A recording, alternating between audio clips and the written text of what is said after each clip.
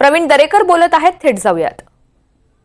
अनिल परब सारख्या जबाबदार आमदाराला शोभणारं नव्हतं आणि शेवटी छत्रपती शिवाजी महाराज, छत्रपती संभाजी महाराज यांच्यावर प्रेम करणारा महाराष्ट्र आणि हिंदुस्थान आहे आणि छत्रपती संभाजी महाराजांच्या पायाच्या नखाची सर सुद्धा धुळीची तुलना सुद्धा या ठिकाणी अनिल परबची होऊ शकत नाही आणि म्हणून तमाम छत्रपती संभाजी महाराजांवर प्रेम करणारे सारे शिवभक्त, संभाजी महाराजांचे भक्त म्हणून या ठिकाणी आम्ही आमदारांनी पायऱ्यांवर या ठिकाणी अनिल परबांचा धिक्कार केला। त्यांनी जी स्वतःची संभाजी महाराजांशी तुलना केली त्याबद्दल त्यांनी सभागृहात जाहीर माफी मागावी, अन्यथा अनिल परब यांचं निलंबन करावं अशी आमची त्या ठिकाणी मागणी आहे। आणि राज्यपाल यांच्याविषयी, अभिभाषणाविषयी जे काही वक्तव्य केलं तेही असंसदीय आहे, तेही या ठिकाणी शोभणारं नाही आहे। त्या संदर्भात त्यांनी सभागृहात त्या ठिकाणी दिलगिरी व्यक्त करावी, माफी मागावी, अन्यथा अनिल परब यांना त्या ठिकाणी सळो की पळो केल्याशिवाय आम्ही राहणार नाही।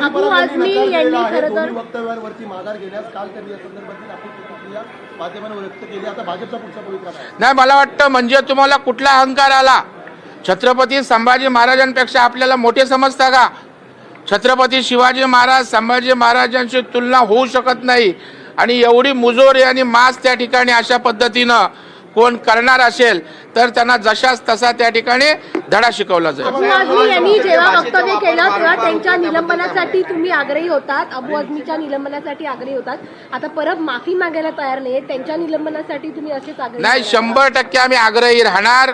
संभाजी महाराजांशी तुलना आपली होऊ शकत नाही, राज्यपालांच्या अभिभाषणाचा अवमान आपल्याला करता येणार नाही आणि तुम्ही नाक्यावरची भाषा त्या ठिकाणी सभागृहात बोलून चालणार नाही।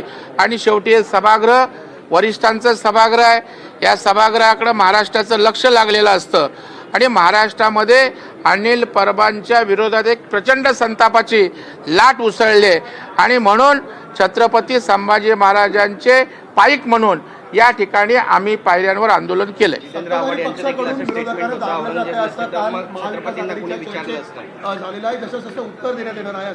नाही, विरोधी पक्षाला दाबण्याची आवश्यकताच नाही, ते ऑलरेडी एवढा दबलेला आहे की त्यांनी पहिलं त्यातनं बाहेर येण्याचा प्रयत्न करावा।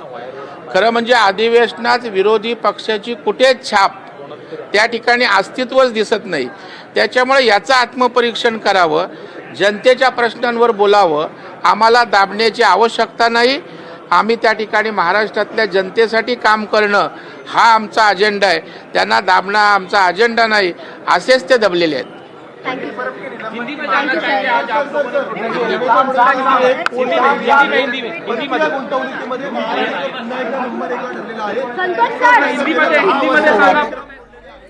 तर छत्रपती संभाजी महाराज यांचा परब यांनी अपमान केलेला आहे, अनिल परब यांनी माफी मागावी।